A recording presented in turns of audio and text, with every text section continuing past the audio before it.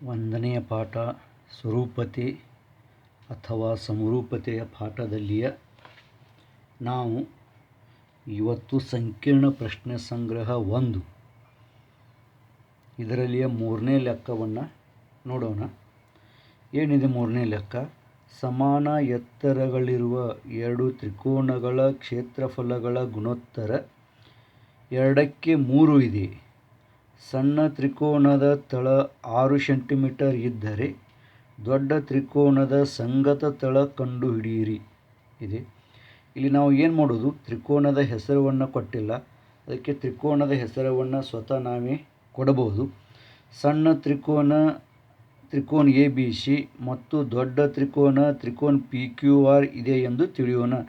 ಈ ರೀತಿಯಾಗಿ ನಮಗೆ ತಿಳಿದುಕೊಳ್ಳಲು ಬರುವುದು. ಆದ್ದರಿಂದ ಏರಿಯಾ ಆಫ್ ತ್ರಿಕೋನ್ A B C upon area of ತ್ರಿಕೋನ್ ಪಿ ಕ್ಯೂ ಆರ್ ಈ ರೂಪದಲ್ಲಿ ಯಾಕೆ ಇಟ್ಟೆ ಅಂದರೆ, ಇಲ್ಲಿ 2:3 ಗುಣೋತ್ತರದ, ಅದಕ್ಕೆ ನಾ ಕ್ಷೇತ್ರಫಲಗಳ ಗುಣೋತ್ತರವನ್ನು ಈ ರೀತಿಯಾಗಿ ಇಟ್ಟೆ. Is equal to B1 upon B2 ಅನ್ನಿ. B1 ಅಪಾನ್ B2 ಯಾಕೆ ಅಂದರೆ ಸಮಾನ ಎತ್ತರಗಳಿರುವ ತ್ರಿಕೋನದ ಕ್ಷೇತ್ರಫಲಗಳು. ಇಲ್ಲಿ ಪ್ರಶ್ನೆ ಒಳಗೆ ಸಮಾನ ಎತ್ತರಗಳಿರುವುದನ್ನು, ಸಮಾನ ಎತ್ತರಗಳಿರೋದ್ರಿಂದ ಅವೆರಡುತ್ತರ ಬೆಲೆ ಅಥವಾ ಅಂತರ ಅಷ್ಟೇ ಇರ್ತದೆ, ಎತ್ತರ ಅಷ್ಟೇ ಇರ್ತದೆ, ಅದಕ್ಕೆ ಅದು ಹೋಗ್ತದೆ. ಕೇವಲ ತಳಗಳಷ್ಟೇ ಉಳಿತಾವೆ. ಮೊದಲನೇ ತ್ರಿಕೋನದ ತಳ B1, ಎರಡನೇ ತ್ರಿಕೋನದ ತಳ B2, B1 ಅಪಾನ್ B2. ಇವುಗಳ ಕ್ಷೇತ್ರಫಲಗಳ ಗುಣೋತ್ತರ ಕೊಟ್ಟಾನ. ಸಣ್ಣ ತ್ರಿಕೋನದ ಕ್ಷೇತ್ರಫಲ ಗುಣೋತ್ತರ 2:3 ಇದೆ. ಸಣ್ಣ ತ್ರಿಕೋನದ 2, ದೊಡ್ಡ ತ್ರಿಕೋನದ 3. 2/3 is equal to 6/B2. Therefore, ಕತ್ರಿ ಗುಣಾಕಾರ ಮಾಡ್ತೀನಿ. B2 into 2 is equal to 3 into 6. 2 into B2 ಅಂದರೆ 2B2 is equal to 3 6 18 18. Therefore, B2 is equal to 18. ಈ 2 ಗುಂಡ್ಲೆ ಅದ ಈ ಕಡೆ ಬರೋಣ, ಭಾಗಿಲೆ ಆಗ್ತದೆ. 18/2 B2 is equal to 9 centimetre. ಬರೀ 9 ಸೆಂಟಿಮೀಟರ್. ಎರಡನೇ ತಳ ಕಂಡು ಹಿಡಿದ 9 ಸೆಂಟಿಮೀಟರ್. ಈ ರೀತಿಯಾಗಿ ನಾವು ತೆಗೆದು, ಇದು 6 ಸೆಂಟಿಮೀಟರ್ ಕೊಟ್ಟನಂದ್ರೆ ಮೂಲಮಾನ ಸೆಂಟಿಮೀಟ್ರದಲ್ಲಿದೆ ಅಂದ್ಬೇಕು, ನಾವು ಸೆಂಟಿಮೀಟ್ರದಾಗ ಬರಬೇಕು 9 ಸೆಂಟಿಮೀಟರ್. ಇನ್ನು 4ನೇ ಪ್ರಶ್ನೆ ನೋಡ್ರಿ. ಏನದ 4ನೇ ಪ್ರಶ್ನೆ ಅಂದರೆ, ಒಂದು ಆಕೃತಿ ಕೊಟ್ಟಾನ, ಅದರ ಮ್ಯಾಗಿಂದ ಉತ್ತರವನ್ನು ತೆಗಿರಿ, ಕಂಡು ಹಿಡೀರಿ ಅಂದಾನ. ಆಕೃತಿಯಲ್ಲಿ ಕೋನ್ A B C is equal to ಕೋನ್ D C B is equal to 90 ಅಂಶ, A B is equal to 6, D C is equal to 8 ಇದ್ದರೆ ಏರಿಯಾ ಆಫ್ ತ್ರಿಕೋನ್ A B C upon area of ತ್ರಿಕೋನ್ D C B is equal to ಎಷ್ಟು? ಇದು ಆಕೃತಿ ನೋಡಿ ನಮಗೆ ಲೆಕ್ಕವನ್ನು ಬಿಡಿಸುವುದ. ಇವೆರಡು ಥರ ಗುಣೋತ್ತರವನ್ನು ಕಂಡುಹಿಡಿದೆ. ಏರಿಯಾ ಆಫ್ ತ್ರಿಕೋನ್ A B C upon area of ತ್ರಿಕೋನ್ D C B is equal to A B upon D C ಅಂದಿನಿ. A B upon D C, A B ಇದು, ಡಿ ಸಿ ಇದು, ಅಂದರೆ H1 ಅಪಾನ್ S2 ಎತ್ತರ, H1 upon S2. ಯಾಕೆ? ಈ ತ್ರಿಕೋನ್ A B C ತೊಗೊಂಡ್ರು B C ತಳ ಬರುತ್ತದೆ. ತ್ರಿಕೋನ್ ಡಿ ಸಿ ಬಿ ತೊಗೊಂಡ್ರು ಸಹಿತ ಬಿ ಸಿ ತಳ ಬರ್ತದೆ. ತಳ ಸಮಾನ ಇರೋದ್ರಿಂದ ಎತ್ತರಗಳ ಗುಣೋತ್ತರ, ಸಮಾನ ತಳಗಳು ಇರುವ ತ್ರಿಕೋನಗಳು ಅಂದಿನಿ. A B upon D C is equal to 6/8 is equal to 2 3 6 2 4 8. ಈ ರೀತಿಯಾಗಿ ಇದನ್ನು ಬಿಡಿಸೋದು. ಇನ್ನು ಅದೇ ರೀತಿ ಉದಾಹರಣೆ 5ನೇದು. ಆಕೃತಿಯಲ್ಲಿ P M is equal to 10 centimetre, area of ತ್ರಿಕೋನ್ P Q S is equal to 100 ಚೌರಸ್ ಸೆಂಟಿಮೀಟರ್, ಏರಿಯಾ ಆಫ್ ತ್ರಿಕೋನ್ Q R S is equal to 110 ಚೌರಸ್ ಸೆಂಟಿಮೀಟರ್. ಹಾಗಾದರೆ ಎನ್ ಆರ್ ಕಂಡು ಹಿಡಿಯಿರಿ ಅಂದಾನೆ. ಈ ತ್ರಿಕೋನವನ್ನು ಕೊಟ್ಟ ಸಂಗತಿಗಳನ್ನು ನಾವು ಬರ್ಕೊಂಡಷ್ಟು ಒಳ್ಳೆಯದು, ನಮಗೆ ಬಿಡಿಸುವಾಗ ತೊಂದರೆ ಆಗುವುದಿಲ್ಲ. P M is equal to 10 centimetre ಕೊಟ್ಟದ್ದನ್ನು ಬರೆದಿನಿ. ಏರಿಯಾ ಆಫ್ ತ್ರಿಕೋನ್ P Q S is equal to 100 ಚೌರಸ್ ಸೆಂಟಿಮೀಟರ್, ಅದು ಕೊಟ್ಟದ್ದನ್ನು ಬರೆದಿದ್ದೀನಿ. ಏರಿಯಾ ಆಫ್ ತ್ರಿಕೋನ್ Q R is equal to 110 ಚೌರಸ್ ಸೆಂಟಿಮೀಟರ್, ಅದು ಸಹಿತ ಬರೆದಿದ್ದೀನಿ. ಎನ್ ಆರ್ ಕಂಡು ಹಿಡಿ ಅಂದಾನ. ಇಲ್ಲಿ ನಾವು ಪಿ ಕ್ಯೂ ಎಸ್ ಅನ್ನು ಆಕೃತಿಯಲ್ಲಿ ನೋಡುವುದು. ಪಿ ಕ್ಯೂ ಎಸ್ ಅಂದರೆ ಈ ಮೇಲಿನ ತ್ರಿಕೋನ, ಪಿ ಕ್ಯೂ ಎಸ್ ಮೇಲಿನ ತ್ರಿಕೋನ. ಏರಿಯಾ ಆಫ್ ತ್ರಿಕೋನ್ ಕ್ಯೂ ಆರ್ ಎಸ್ ಅಂದರೆ ಕೆಳಗಿನ ತ್ರಿಕೋನ. ಈ ಮೇಲಿನ ತ್ರಿಕೋನ ಮತ್ತು ಕೆಳಗಿನ ತ್ರಿಕೋನ, ಇವೆರಡೂ ತ್ರಿಕೋನಗಳನ್ನು ನೋಡಿದಾಗ ಎರಡಕ್ಕೂ ಸಮಾನ ತಳವಿದೆ. ಸಮಾನ ತಳವಿರಿಂದ ಎತ್ತರಗಳ ಗುಣೋತ್ತರ ಅಂದರೆ P M upon N R. P M ಇದು ಮೇಲಿನ ತ್ರಿಕೋನದ ಎತ್ತರ, ಎನ್ ಆರ್ ಇದು ಕೆಳಗಿನ ತ್ರಿಕೋನದ ಎತ್ತರ. ಇಲ್ಲಿ 90 ಅಂಶ ತೋರಿಸ್ಯಾನ ಅಂದರೆ ಎತ್ತರ ಇರ್ತದೆ, ಲಂಬ ಇರ್ತದೆ. ತ್ರಿಕೋನ ಪಿ ಕ್ಯೂ ಎಸ್ ಕೊಟ್ಟ 100, ಅಲ್ಲಿ 100 ಬರ್ದೇವಿ. ಏರಿಯಾ ತ್ರಿಕೋನ ಕ್ಯೂ ಆರ್ ಎಸ್ 110 ಕೊಟ್ಟಾನ, ಅದು 110 ಬರ್ದೀವಿ. ಈಜಿಕ್ವಲ್ ಟು ಪಿ ಎಮ್ ಕೊಟ್ಟಾನ 10, 10ಕ್ಕೆ 10 ಬರ್ದೀವಿ ಅಪಾನ್ ಎನ್ ಆರ್ ಆಯಿತು. ಹೌದು, 100 ಅಪಾನ್ 110ದಾಗ ಇಲ್ಲಿ ಏಕಕ ಸ್ಥಾನದಲ್ಲಿ ಶೂನ್ಯಗಳನ್ನು ಛೇದ ಸ್ಥಾನದ ಶೂನ್ಯ ಮತ್ತು ಅಂಶ ಸ್ಥಾನದ ಶೂನ್ಯವನ್ನು ತೆಗಿತೀನಿ. 10 ಅಪಾನ್ 11 ಆಯಿತು is equal to 10 upon N R ಆಯಿತು. ಇಲ್ಲಿ ಕತ್ರಿ ಗುಣಾಕಾರ ಮಾಡ್ತೀನಿ, ಏನಾಗ್ತದೆ 10, therefore 10 into N R is equal to 11 into 10 ಆಗ್ತದೆ. Therefore N R is equal to 11 into 10 ಈ ಬದಿಗೆ ಹಾಗೆ ಇಡ್ತೀನಿ, ಇದು ಗುಂಡ್ಲೆ ಅದೇ ಕಡೆ ಬರೋಣ ಭಾಗಿಲೆ ಮಾಡ್ತೀನಿ. 11 ಇಂಟು 10 ಅಪಾನ್ 10 ಆಗ್ತದೆ, 10ಕ್ಕೆ 10 ಹೋಗ್ತದೆ. Therefore N R is equal to 11 centimetre. ಈ ರೀತಿಯಾಗಿ ಎನ್ ಆರ್ ಅವನ್ನು ಕಂಡುಹಿಡಿಯುವುದು. ಇನ್ನು 6ನೇ ಲೆಕ್ಕ ನೋಡ್ರಿ ಏನದ, ತ್ರಿಕೋನ್ ಎಮ್ ಎನ್ ಟಿ ಮತ್ತು ತ್ರಿಕೋನ್ ಕ್ಯೂ ಆರ್ ಎಸ್ ಬಿಂದು ಟಿ ದಿಂದ ತೆಗೆದ ಶಿರೋಲಂಬ ಉದ್ದ 5 ಇದ್ದು ಎಸ್ ದಿಂದ ತೆಗೆದ ಶಿರೋಲಂಬದ ಉದ್ದ 9 ಇದ್ದರೆ ಏರಿಯಾ ತ್ರಿಕೋನ್ M N T upon area ತ್ರಿಕೋನ್ ಕ್ಯೂ ಆರ್ ಎಸ್ ಈ ಗುಣೋತ್ತರ ಕಂಡು ಹಿಡಿಯಿರಿ. ಅದು ಇಲ್ಲಿ ತ್ರಿಕೋನ್ ಎಮ್ ಎನ್ ಟಿ, ಇಲ್ಲಿ ಟಿ ಬಂದದೆ, ಟಿ ಅಂದಾಕ್ರಿ ಬಿಂದು ಟಿ ದಿಂದ ತೆಗೆದ ಶಿರೋಲಂಬದ ಉದ್ದ 5 ಅಂದರೆ ಮೊದಲನೇ ತ್ರಿಕೋನದ ಶಿರೋಲಂಬದ ಉದ್ದ 5 ಅಂದ ಇದ್ದು ಎಸ್ ದಿಂದ ತೆಗೆದ ಶಿರೋಲಂಬದ ಉದ್ದ 9 ಅಂದ ಎಸ್ ಇಲ್ಲಿ ತ್ರಿಕೋನ ಕ್ಯೂ ಆರ್ ಎಸ್ದಾಗ ಎಸ್ ಬಂದದ ಅಂದಾಕ್ರೆ ಇದು ಎರಡನೇ ತ್ರಿಕೋನದ ಶಿರೋಲಂಬದ ಉದ್ದ.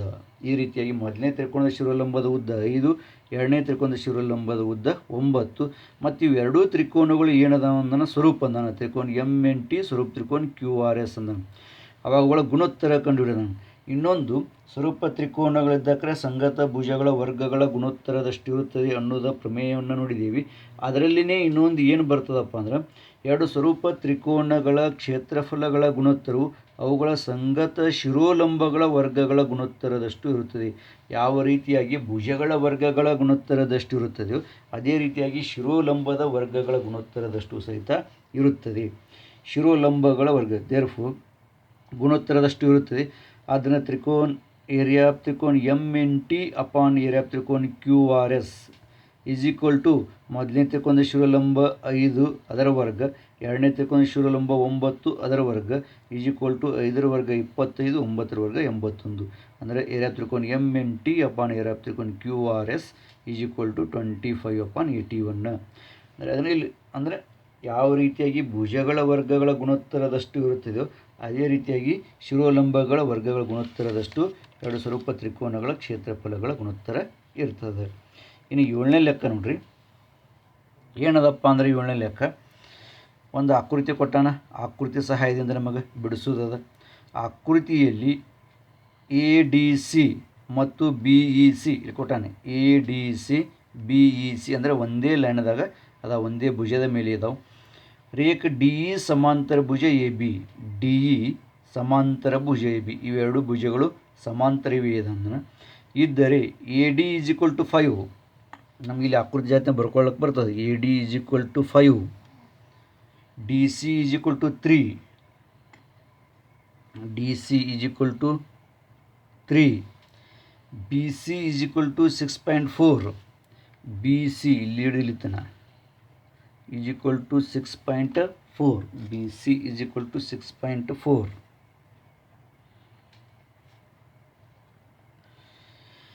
ಇದ್ದರೆ ಬಿ ಇ ಕಂಡು ಹಿಡಿಯಿರಿ. ಅದು ಬಿ ಇ ಕಂಡು ಹಿಡಿಯಿರಿ. ಅದು ಅಂದರೆ ಇದು ಇಷ್ಟೇ ಕಂಡು ಹಿಡಿದು, ಹೌದು ಇದು ನಮಗೆ ಗೊತ್ತಿಲ್ಲ, ಅದಕ್ಕೆ ನಾವು ಇದನ್ನು ಎಕ್ಸ್ ತಿಳ್ಕೊಳ್ಳೋಕೆ ಬರ್ತದೆ. ಮೊದಲು ಕೊಟ್ಟ ಸಂಗತಿ ಬರ್ಕೋತೀನಿ. A D is equal to 5 ಕೊಟ್ಟಾನ, D C is equal to 3 ಕೊಟ್ಟಾನ, B C is equal to 6.4 ಕೊಟ್ಟಾನ.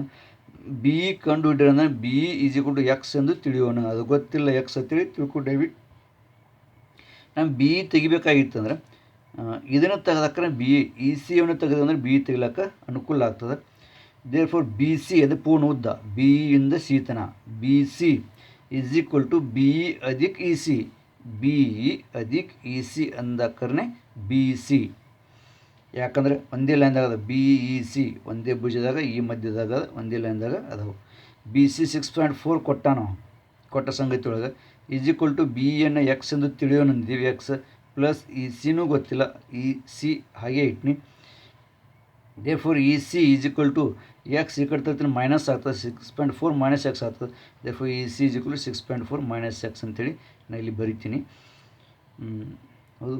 ರೇಖೆ ಡಿ ಇ ಸಮಾಂತರ ಭುಜ ಎ ಬಿ ಇದೊಂದು ಕೊಟ್ಟಾನ. ರೇಖೆ ಡಿ ಇ ಸಮಾಂತರ ಭುಜ ಎ ಬಿ ಅಂತೇಳಿ ಇಲ್ಲಿ ಆಕೃತಿ ಒಳಗೆ ಕೊಟ್ಟಾನ, ಪ್ರಶ್ನೆ ಒಳಗೆ ಕೊಟ್ಟಾನ. ದೇರ್ ಫೋರ್ ಇದೇನಾಯಿತು, ಎ ಬಿ ಇದೊಂದು ಭುಜ ಅದ, ತ್ರಿಕೋನ ಎ ಬಿ ಸಿಯ ಎ ಬಿ ಒಂದು ಭುಜ ಅದ. ಈ ಭುಜಕ್ಕೆ ಡಿ ಇದು ಸಮಾಂತರ ಅದ.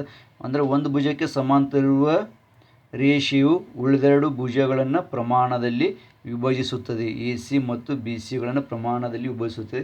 ಇದು ಪ್ರಮಾಣದ ಮೂಲಭೂತ ಪ್ರಮೇಯ ಅದ.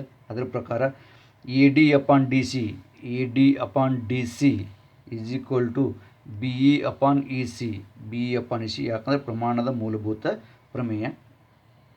ಅದೇ ರೀತಿಯಾಗಿ therefore 5/3 A D upon D C ಅದು, A D 5 D C 3, 5/3 is equal to B E x ಅಂತ ತಿಳ್ಕೊಂಡಿದ್ವಿ, ಅಪಾನ್ ಇ ಸಿ ತೆಗೆದಿದ್ದೀವಿ 6.4 ಮೈನಸ್ ಎಕ್ಸ್.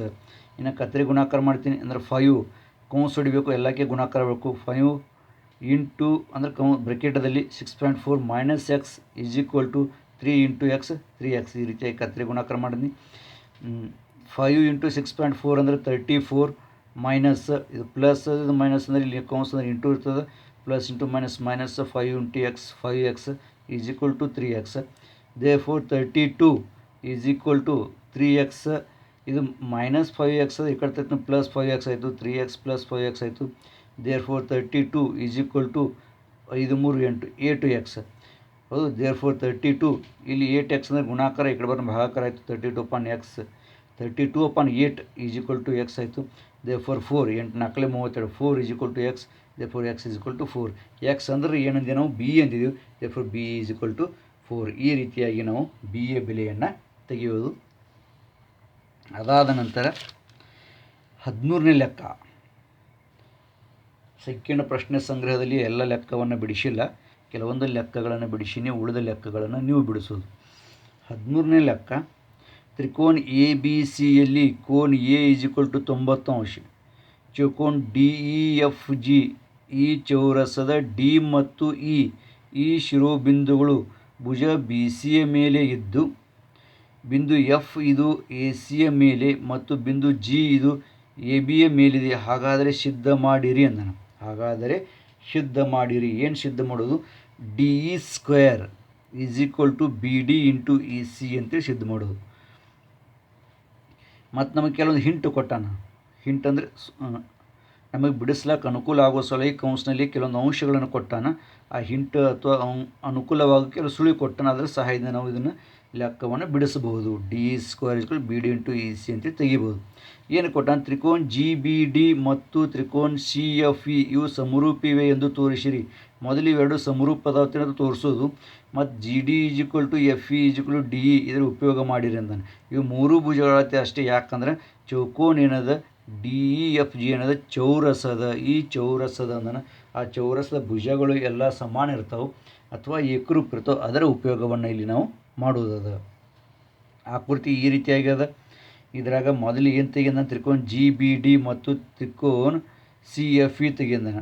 ಹೌದು. ಇವೆರಡು ಸಮರೂಪಿವೆ ಅಂತ ತೋರಿಸ್ತಾನೆ. ತ್ರಿಕೋನ ಜಿ ಬಿ ಡಿ ಅಂದರೆ ಜಿ ಬಿ ಡಿ ಈ ತ್ರಿಕೋನಕ್ಕೆ, ತ್ರಿಕೋನ ಸಿ ಎಫ್ ಇ ಈ ತ್ರಿಕೋನಕ್ಕೆ ಈ ತ್ರಿಕೋನ ಸಮರೂಪಿವೆ ಅಂತೇಳಿ ತೋರಿಸೋದು. ನೇರವಾಗಿ ನಮಗೆ ತೋರಿಸ್ಲೇ ಬರಲ್ಲ. ಅದಕ್ಕೆ ಮೊದಲು ಇವೆರಡು ತ್ರಿಕೋನ ಸಮರೂಪದ ತೋರಿಸೋದು. ಇವೆರಡು ತ್ರಿಕೋನ ಸಮರೂಪದ ಒಂದಕ್ಕೊಂದು ಸಮರೂಪ ಇರೋದ್ರಿಂದ ಇದಕ್ಕೆ ಸಮರೂಪ ಆತ ಲಾಸ್ಟಿಗೆ ಅದರ ರೀತಿಯಾಗಿ ಮಾಡೋದು. ತ್ರಿಕೋನ ಎ ಎಫ್ ಜಿ ಮತ್ತು ತ್ರಿಕೋನ ಡಿ ಬಿ ಜಿಗಳಲ್ಲಿ ಎ ಎಫ್ ಜಿ ಅಂದರೆ ಈ ಮೇಲಿನ ತ್ರಿಕೋನ, ಡಿ ಬಿ ಜಿ ಅಂದರೆ ಈ ತ್ರಿಕೋನ ಅಂದರೆ ಈ ತ್ರಿಕೋನ ಮತ್ತು ಈ ತ್ರಿಕೋನ. ಇದರಲ್ಲಿ ಕೋನ್ G A F is equal to ಕೋನ್ B D G. G A F ಅಂದರೆ ಈ ಕೋನ್ ಇಲ್ಲಿ 90 ಅಂಶ ಕೊಟ್ಟಾನಕ್ಕೆ ಕೋನ್ ಎ ಈಸ್ ಈಕ್ವಲ್ ಟು 90 ಅಂಶ ಅಂದಾನೆ. 90 ಅಂಶ. ಕೋನ್ ಬಿ ಡಿ ಜಿ ಅಂದರೆ ಇಲ್ಲಿ ಬಂತು, ಇದು 90 ಅಂಶ ಆಯಿತು. ಯಾಕೆ 90 ಅಂಶ ಅಂದರೆ ಇದು ಏನದ ಚೌರಸ್ ಅದ. ಚೌರಸ್ ಅಂದರೆ ಪ್ರತಿಯೊಂದು ಕೋಣ 90 ಅಂಶ ಇರ್ತವೆ. ಒಳಬದಿ 90 ಅಂಶ ತೋರಿಸಿ ಹೊರಬದಿ ಸಹಿತ 90 ಅಂಶ. ಇವೆರಡು 90 ಅಂಶ ಅದು ಅಂದರೆ ಇವೆರಡು ಏನದು ಏಕರೂಪ. ಅದು ಇದು ಚೌರಸ್ ಇದೆ ಎತ್ಕೊಟ್ಟಾನ, ಅದಕ್ಕಿದು ಏಕರೂಪ ಆಯಿತು. ಇನ್ನು ಕೋನ್ A G F is equal to ಕೋನ್ D B G. A G F ಅಂದರೆ ಈ ಕೋಣ ಜಿ ಕೋನ, ಇದಕ್ಕೆ ಏಕರೂಪ ಈಸ್ ಈಕ್ವಲ್ ಟು ಅಳತೆ ಯಾವುದು ಡಿ ಬಿ ಜಿ ಈ ಬಿ ಕೋನ. ಬಿ ಕೋನಕ್ಕೆ ಈ ಮೇಲಿನ ತ್ರಿಕೋನದ ಜಿ ಕೋನ, ಈ ಎರಡು ಕೋನಗಳು ಏಕರೂಪಿವೆ ಅಥವಾ ಸಮಾನಿವೆ. ಯಾಕೆ ಸಮಾನವಿದೆ ಅಂದರೆ ಇಲ್ಲಿ ಏನಾಗ್ತದೆ, ಸಂಗತ ಕೋನಗಳು ಕಾಣಿಸ್ತವೆ. ಇಲ್ಲಿ ಏನು ಕಾಣಿಸ್ತದೆ, ಸಂಗತ ಕೋನಗಳು ಕಾಣಿಸ್ತವೆ. ಯಾಕೆ ಇವು ಸಂಗತ ಕೋನ ಅಂದರೆ ಇದು ಚೌರಸ ಅಂದಕ್ಕೆ ಇದಕ್ಕೆ ಇದು ಸಮಾಂತರ ಭುಜ ಆಯಿತು. ಇದಕ್ಕೆ ಜಿ ಎಫ್ಗೆ ಬಿ ಸಿ ಏನಾಯಿತು, ಸಮಾಂತರ ಭುಜ ಆಯಿತು. ಯಾಕೆ ಸಮಾಂತರ ಭುಜ? ಚೌರಸದ ಸಮ್ಮುಖ ಭುಜಗಳು ಏಕರೂಪ ಮತ್ತು ಪ್ರತಿಯೊಂದು ಕೋನ 90 ಅಂಶ ಅಂದ್ರೆ ಸಮಾಂತರ ಇರ್ತದೆ. ಸಮಾಂತರ ಅಂದಾಕ್ರೆ ಇದು ಛೇದಿಕೆ ಆಯ್ತು. ಎ ಬಿ ಛೇದಿಕೆ ಆಗೋಣ ಇದಕ್ಕಿದು ಏನಾಗ್ತದಪ್ಪ ಅಂದ್ರೆ ಸಂಗತ ಭುಜ ಆಗ್ತದೆ. ಅಲ್ಲಿ ಕೊಟ್ಟದು ಬಿಕಾಸ್ ಜಿ ಎಫ್ ಸಮಾಂತರ ಬಿ ಸಿ, ಜಿ ಎಫ್ಗೆ ಬಿ ಸಿ ಏನದ ಸಮಾಂತರ ಅದ, ಆದ್ದರಿಂದ ಇವು ಸಂಗತ ಕೋನಗಳಿವೆ ಮತ್ತು ಎ ಬಿ ಇದು ಛೇದಿಕೆಯಾಗಿದೆ. ಎ ಬಿ ಇದು ಛೇದಿಕೆಯಾಗಿದೆ, ಅದಕ್ಕೆ ಸಂಗತ ಕೋನಗಳಾಯಿತು. ಅಂದರೆ ಈ ಎರಡು ತ್ರಿಕೋನದಲ್ಲಿ ಎರಡು ಕೋನಗಳು ಏಕರೂಪ ಆದವು. ಎರಡು ಕೋನಗಳು ಏಕರೂಪ ಆಗುವುದರಿಂದ ಇದು ಎರಡು ಏನದು ಏರಿಯಾ ತ್ರಿಕೋನ ಎ ಎಫ್ ಜಿ ಮತ್ತು ತ್ರಿಕೋನ ಡಿ ಬಿ ಜಿ ಇವೆರಡು ಏನಾದವಪ್ಪ ಅಂದ್ರೆ ಸ್ವರೂಪ ಅದು. ಅದ್ರ ಪ್ರಕಾರ ಅಂದರೆ ಕೋಕೋ ಪರೀಕ್ಷೆ, ಎರಡು ಕೋಕೋ ಪರೀಕ್ಷೆ ಪ್ರಕಾರ ಇವು ಏನದು ಸ್ವರೂಪ ಅದು. ಕೋಕೋ ಪರೀಕ್ಷೆ ಅವು ಕೋಕೋ ಪರೀಕ್ಷೆ ಎರಡು ಕೋನಗಳು ಏಕರೂಪ ಆಗಿರೋದ್ರಿಂದ ಕೋಕೋ ಪರೀಕ್ಷೆ ಪ್ರಕಾರ ಇವು ಸ್ವರೂಪ ಅದು. ಇನ್ನು ಅದೇ ರೀತಿಯಾಗಿ ಅದೇ ಮೇಲಿನ ತ್ರಿಕೋನಕ್ಕೆ ಇದು ಬಲಬದಿ ತ್ರಿಕೋನ, ತ್ರಿಕೋನ ಎ ಜಿ ಎಫ್ ಮತ್ತು ತ್ರಿಕೋನ ಇ ಎಫ್ ಸಿಗಳಲ್ಲಿ ಎ ಜಿ ಎಫ್ ಮೇಲಿನ ತ್ರಿಕೋನ, ಇ ಎಫ್ ಸಿ ಅಂದರೆ ಕೆಳಗಿನ ತ್ರಿಕೋನ. ಇವೆರಡು ತ್ರಿಕೋನಗಳಲ್ಲಿ ಕೋನ್ ಎ ಎಫ್ ಜಿ ಅಂದರೆ ಎಫ್ ಈಸ್ ಈಕ್ವಲ್ ಟು ಕೋನ್ C E F is equal to 90 ಅಂಶ.